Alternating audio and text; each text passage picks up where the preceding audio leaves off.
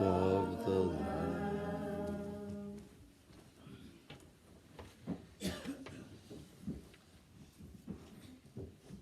It's good to see you out this morning.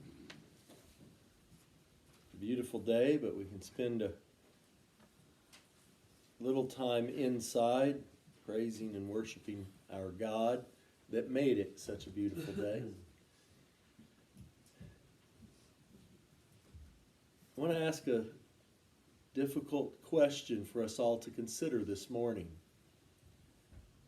How do you handle temptation? Or do you handle it? Do you just accept it when it comes and do whatever feels good at the moment? Or do you have a plan in place for how to handle it?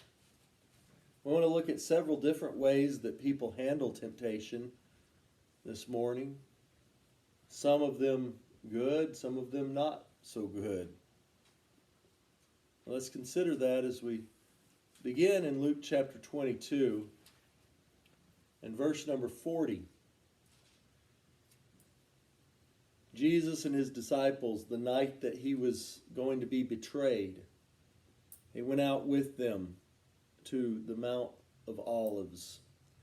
It says, and when he was at the place, he said unto them, pray that you enter not into temptation. And he was withdrawn from them about a stone's cast, and kneeled down and prayed, saying, Father, if thou be willing, remove this cup from me. Nevertheless, not my will, but thine be done. And there appeared an angel unto him from heaven, strengthening him. And being in an agony, he prayed more earnestly, and his sweat was, as it were, great drops of blood falling down to the ground. And when he arose up from prayer, and he was come to his disciples, he found them sleeping from sorrow. And he said to them, why do you sleep? Rise and pray, lest you enter into temptation. Are we praying that we not enter into temptation? Are we making efforts to avoid entering into temptation? Now, certainly, there will come some temptation into every life. We can't stop it all. But we need to do those things that we can. But let's look at several groups of people and how they react to temptation. First, we want to notice there is a group of people who run toward temptation. In Isaiah chapter 59 and verses 6 through 8, we read about these people.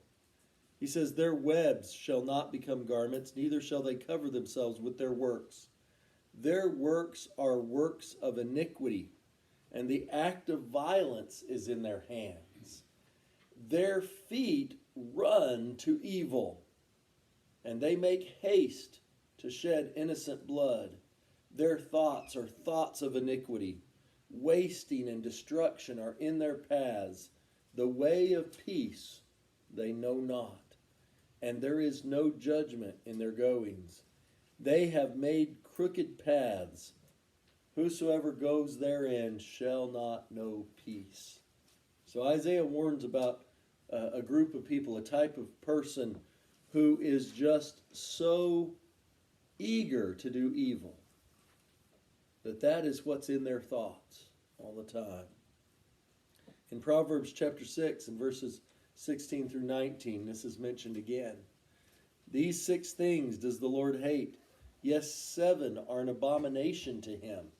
A proud look, a lying tongue, hands that shed innocent blood, a heart that devises wicked imaginations, feet that are swift in running to mischief, a false witness that speaks lies, and he that sows discord among brethren.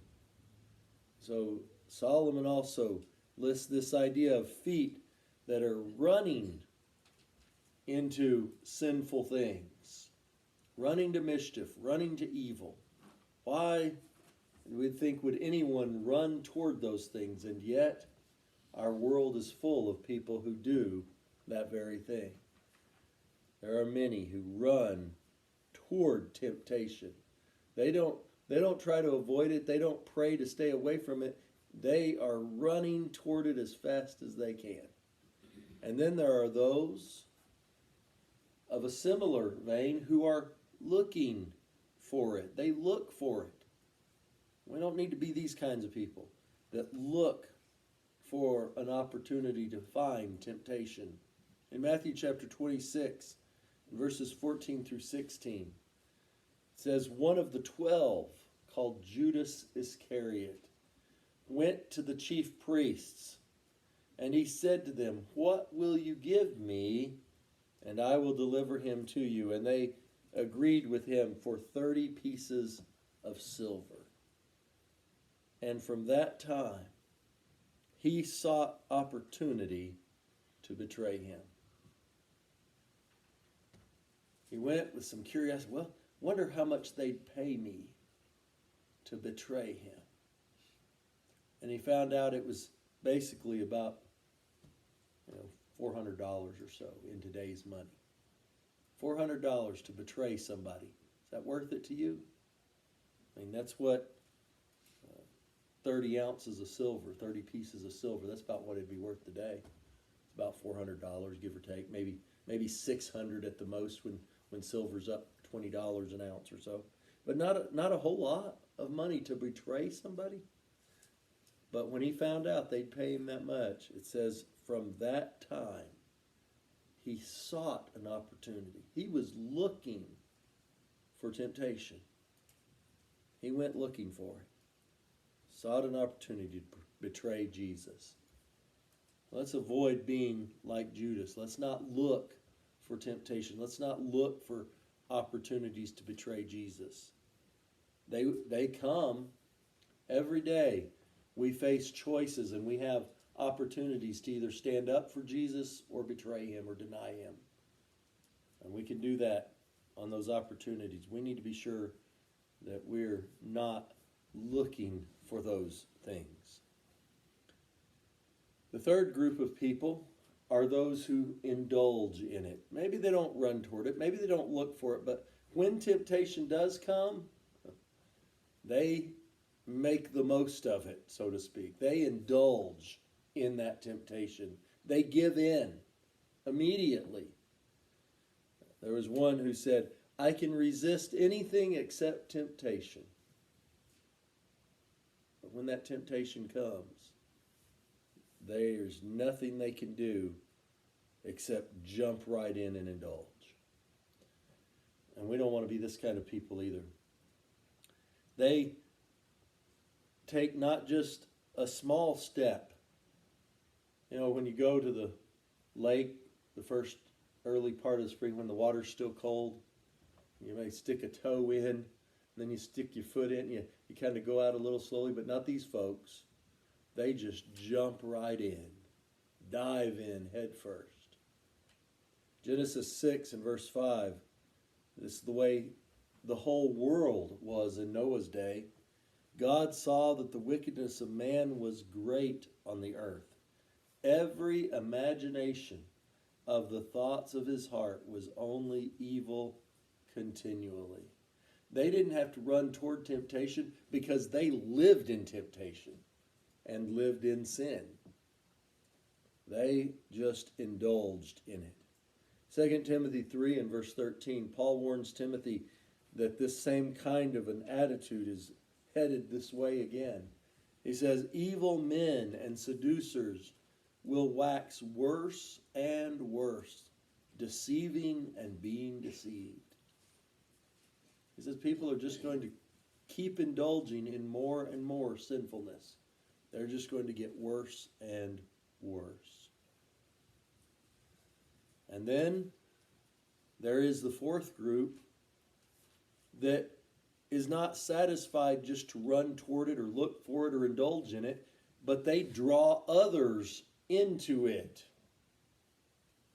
They actually act on Satan's behalf and tempt other people. In Galatians 2, verses 11 through 13, we see that when Peter had come to Antioch, I withstood him to the face because he was to be blamed. And here's why. Here's what happened. Before certain ones came from James, he did eat with the Gentiles. But when they had come, he withdrew and separated himself, fearing those which were of the circumcision. So he gave in to the temptation because of his fear. But then notice what happens. After he withdrew and separated himself from them, the other Jews dissembled likewise with him. The others did the same thing. He led, not only did he go into that tempting situation and give in to the sin himself, but he drew others away with him. He says, insomuch that Barnabas also was carried away with their hypocrisy, or the dissimulation, the King James says. Even Barnabas, who had preached to and taught the Gentiles, who had been with the Gentiles, even he got caught up in this. That doesn't excuse him. He should have been strong enough to know better. But he still gave in. But it's difficult when the crowd is drawing you into temptation to fight against that, to swim upstream, to go against the current. You ever been at a large event, whether it's a sporting event or something? I know we went to Disney World one time, and when it was closing time and everybody's headed for that gate, if you're trying to go the other way, it's not easy. That crowd just kind of pushes you along in the direction they're going. Same thing at a big sporting event or anything like that where there's a big, huge crowd. They just kind of push you the direction they're going. It's hard to fight against that. And sin is the same way.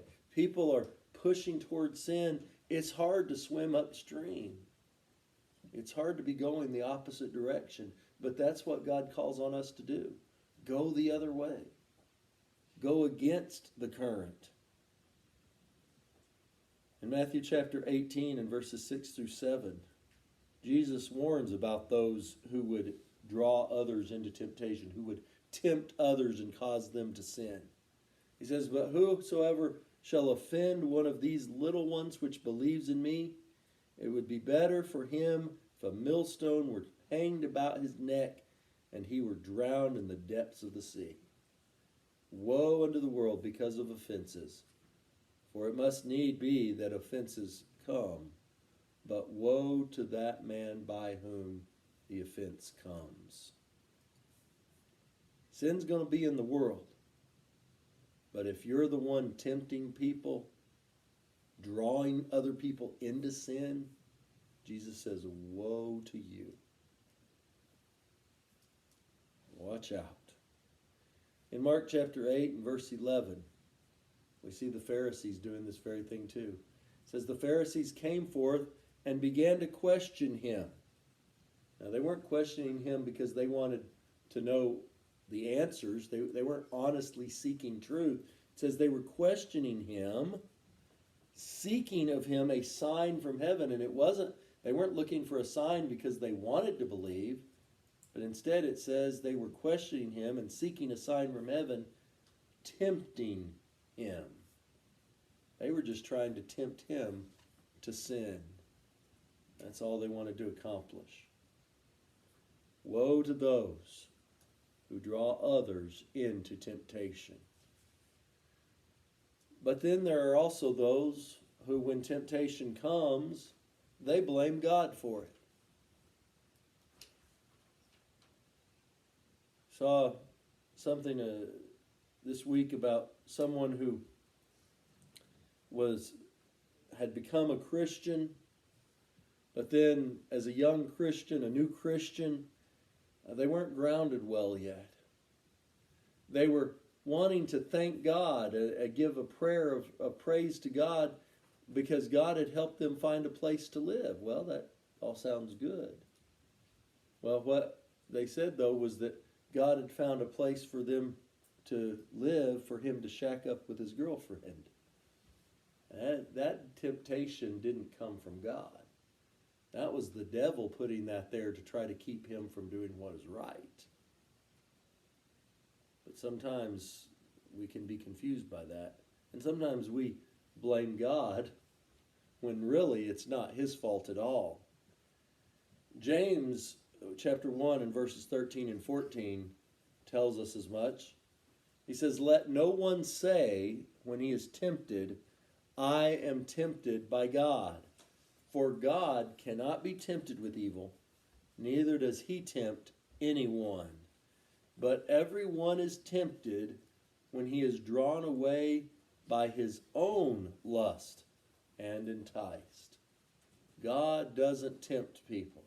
We can't blame God for it when we run into temptation. When we come face to face with Satan's plan to attack us, it's not God's fault, and we can't blame him for it. That's what Adam did. In Genesis chapter 3, you remember the story of Eve going to the tree and the serpent's there and he's talking to her and trying to entice her and tempt her, and she gives in and she takes the fruit, and then she gives the fruit to her husband. She draws him into the temptation and he gives in, and he knew better. And so he also sins. And when God confronts them about their sin, the man said in verse 12 of Genesis 3, "The woman that you gave me from the tree, and I did eat." He blames God. It's the woman you gave me. She's the one that it's your fault. If you hadn't given me that woman, it wouldn't have happened. Tries to blame God for his own sin, for the temptation that he brought on himself. In Romans chapter 7 and verse 7, Paul asks the question, "What shall we say then? Is the law sin? God forbid. No, I would not have known sin except by the law. For I did not know lust, except the law said, 'You shall not covet.'" Now that doesn't make the law sin. It just points out the sin. The action was there all along, but it wasn't until it was pointed out that it was sinful. But that doesn't make it sin. It doesn't mean God was wrong to make the law or that God tempts people. God warns people about sin, and yet people go right on in and jump into that sin. So these are all those that react badly. They run toward it, they look for it, they indulge in it, they even draw others in it, or they blame God for it. But now we want to look at those things that the Bible teaches us that we should do, the kind of people that we should be. There are those who resist it. In 1 Peter chapter 5, verses 8 and 9, Peter says, "Be sober, be vigilant, because your adversary, the devil, as a roaring lion, walks about seeking whom he may devour. Whom resist steadfast in the faith, knowing that the same afflictions are accomplished in your brethren that are in the world." The devil is trying to gobble us up with sin. He's leading us right into temptation constantly. But he says we need to resist him. We need to fight that. James 4 and verse 7 says, "Submit yourselves therefore to God. Resist the devil, and he will flee from you." If we'll resist, we can win the battle. Doesn't mean he won't come back. He'll come back and try again and again and again. But if we'll resist the devil, if we can resist that temptation that he puts before us, we can run him off for a little while. In Genesis 39 and verse 10, remember Potiphar's wife? We've talked about that in the second class as we've been going through Genesis. For those of you who haven't stayed for that, you've missed out on some good information from Genesis. Lots of neat stuff in the book of Genesis. But remember, Potiphar's wife wanted Joseph to sin. She was one of those who was trying to draw others into it, and she was trying to draw Joseph into her sin. And it came to pass, it says, as she spoke to Joseph day by day. So every day she was nagging him to cheat on her husband with her. It says, but he hearkened not to her. He didn't listen to her to lie with her or to be with her. He resisted the temptation. He didn't listen to it. He went on about what he was supposed to be doing.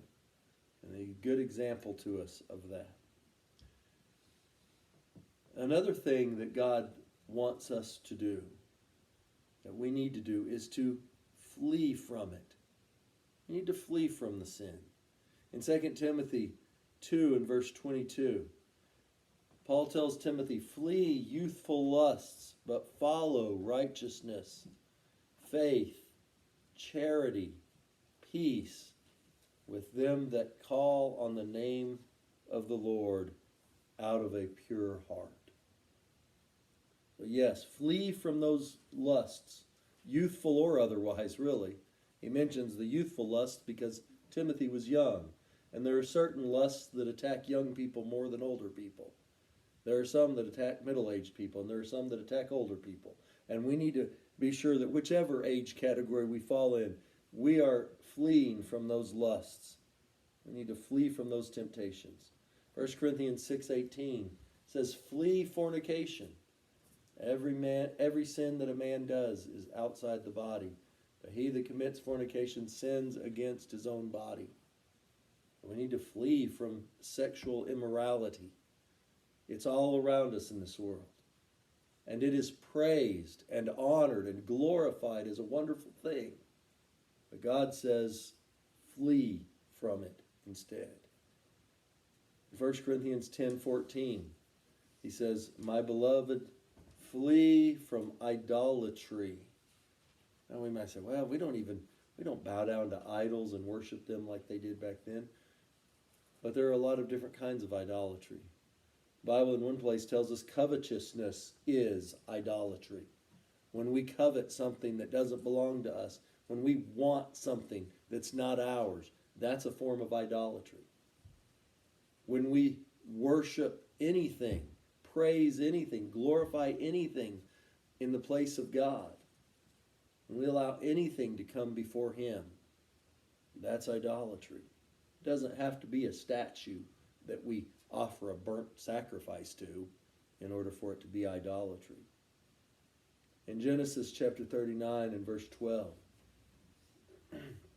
we talked earlier about Joseph resisting the advances of Potiphar's wife and trying to resist the temptation. But in verse 12 of Genesis 39, one day she caught him when nobody else was in the house. She caught him by his garment and said, lie with me. And he left his garment in her hand and fled and got out. He ran away. Sometimes when there is a tempting situation, we just need to run away. Well, that's very cowardly to run away. Well, sometimes discretion is the better part of valor. Sometimes retreat and regrouping is necessary. Sometimes we find ourselves in a situation where the best option is to just get out of there. When I was in college, a friend of mine, a young lady at college with us, had gone over to some people we lived on campus, some lived off campus, and she had gone with some friends over to one of the off-campus places. And a party got started there and got going, and they were drinking and they were doing some other things that they shouldn't have been doing. And she called and she said, "Come." And she didn't have a ride. She said, "Come get me. I need to get out of here." So I drove over there and got her out of there, helped her get away from that situation that she didn't need to be in. We need to run away sometimes. We need to call somebody else to help us get away sometimes. But that's something that we need to get away, flee from temptation, flee from sinful situations so that we don't get caught up in them. The eighth thing that we want to consider is that we need to defend against it. You know, sometimes we don't have a plan. We just wandering along and temptation hits us in the face. We don't know what to do. We're not ready. We need to defend ourselves against temptation. In Ephesians 6, verses 13 through 18, Paul there describes the whole armor of God, and he tells us to take on that whole armor of God, to wear that armor, so that you may be able to withstand in the evil day. So you can stand against it. The devil is trying. He's attacking, and we need our armor. He says, you need your loins to be girt about with the truth. You need the breastplate of righteousness. Your feet need to have the preparation of the gospel of peace. You need the shield of faith to quench the fiery darts. And of course, you need your helmet of salvation and the weapon, the sword of the Spirit, which is the Word of God. And of course, prayer. Praying always with all prayer and supplication in the Spirit. And watching. Don't let temptation sneak up on you. Watch out for it. Be aware of what's around you. Watching with all perseverance and supplication for all the saints. We need to be praying. We need to be watching. We need to be avoiding temptation. We need to be defending ourselves against it when it comes. And then the next one is that we need to avoid it. We know some places and some things and some people are going to be involved in sinful things. Stay away. Avoid going to those places. Avoid being around those people. Avoid being in that circumstance. In Psalm 1 and verses 1 and 2, blessed is the man that walks not in the counsel of the ungodly, nor stands in the way of sinners, nor sits in the seat of the scornful. But his delight is in the law of the Lord, and in his law he does meditate day and night. If you're not walking in the wrong place, and you're not standing in the wrong place, and you're not sitting in the wrong place, you can avoid a lot of temptation. If you're not walking with the wrong people, not standing with the wrong people, not sitting in the seats of the wrong people, you can avoid a lot of temptation, a lot of sin. We need to avoid it. And we need to watch out for it. We need to keep our eyes open. Luke chapter 21, verses 34 through 36. Jesus says, take heed to yourselves. In other words, pay attention, watch out, lest at any time your hearts be overcome with surfeiting and drunkenness and the cares of this life, and the day will come upon you unawares. For as a snare shall it come on all them that dwell on the face of the whole earth. Watch therefore, and pray always, that you may be accounted worthy to escape all these things that shall come to pass, to stand before the Son of Man. It says, watch and pray. Those are two things we need to be doing all the time. Watch out for it. Pray about it. But then we need to go a step further than just defending ourselves against it and running from it and resisting it and avoiding it and watching out for it ourselves. We need to help others overcome it. It's not enough to just stop yourself. You need to help others stop. Help others. Warn others about it. 1 Timothy 6, 9 and 10. That's what he does. He warns those that are rich that they'll fall into a temptation and a snare. Warn them. And we need to help those that are struggling through it when temptations come. Luke chapter 22, verses 28 through 30. Jesus says, you are those who have helped me, who have continued with me in my temptations.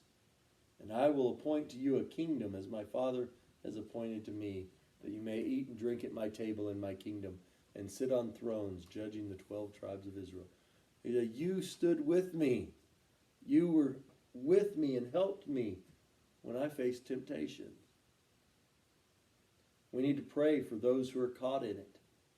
In Luke chapter 22 and verses 31 and 32, Jesus knows that Simon is going to be tempted by Satan. Satan has desired to have you, he says, that he may sift you as wheat. But I have prayed for you that your faith does not fail. And when you're converted, strengthen your brethren. Jesus told Peter, I'm praying for you. Satan wants to sift you like wheat. But I've prayed for you that your faith won't fail. We need to pray for those who are caught in temptation. They'll be able to make it through that temptation.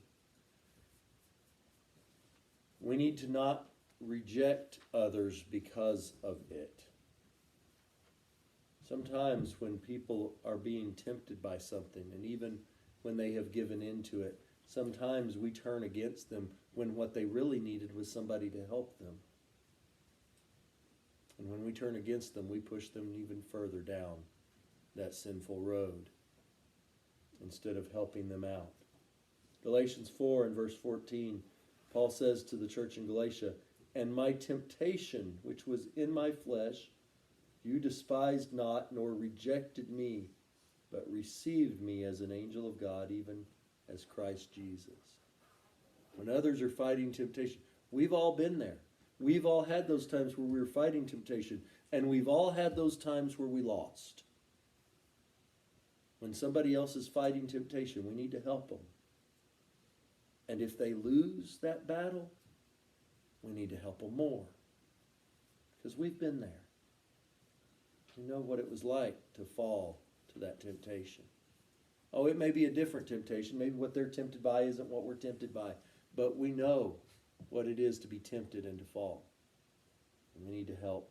Not reject them, but encourage them and receive them back to get them back on the right path again. We need to exhort and encourage others to fight it. 1 Timothy 6, verses 11 and 12. How different it is from the one who's drawing others into temptation. We need to be exhorting others to fight it and helping others to fight it, drawing them out of that temptation. 1 Timothy 6, verses 11 and 12. Paul encourages Timothy.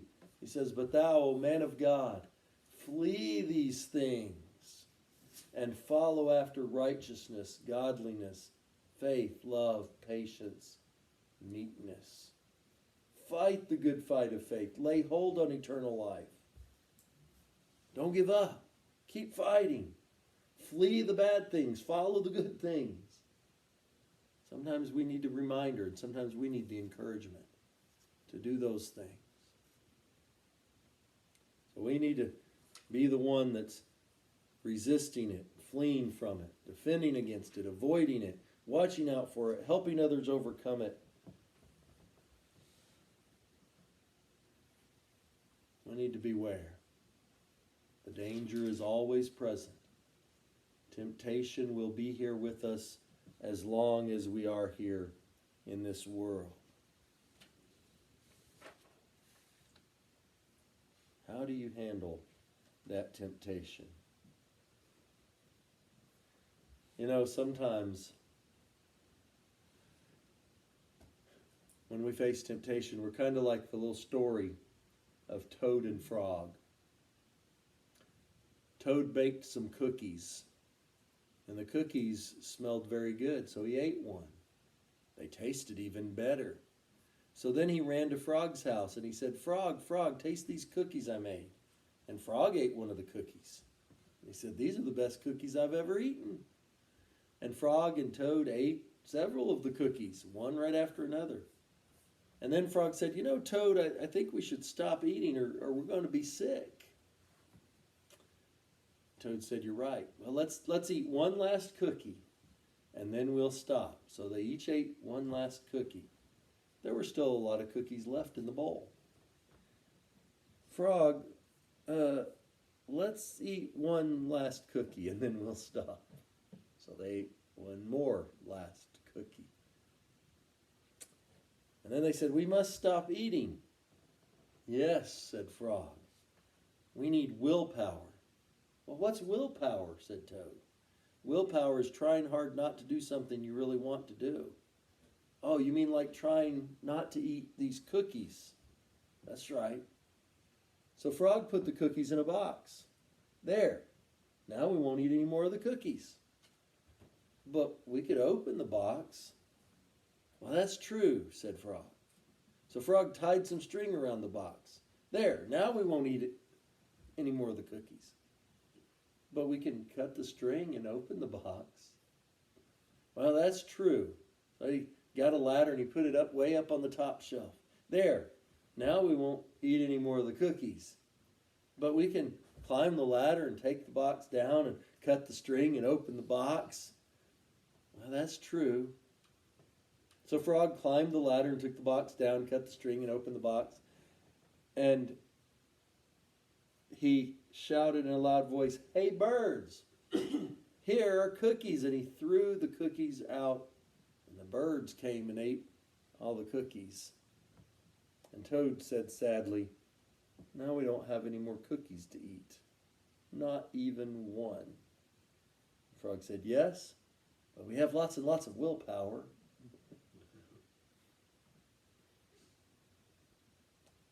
Toad said, "Well, you can keep all that willpower, Frog. I'm going home to bake a cake."